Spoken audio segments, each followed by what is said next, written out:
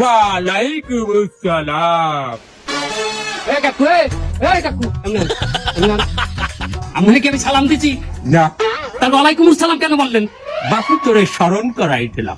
আমি সালাম না দিলে আমার কাছে কি জোর করে সালাম নেবেন আপনি? এবার না তুই ছোট হইয়া সালাম দিয়ে তোর দায়িত্ব না পালন করতে পারো। তার আমি ওয়ালাইকুম আসসালাম দিয়ে তোর উপরে শান্তি করছি তো এটা বলছি আমি আমার দায়িত্ব ঠিকই পালন করছি। ভালো জ্বালাই বললাম তো। আসসালামু আলাইকুম।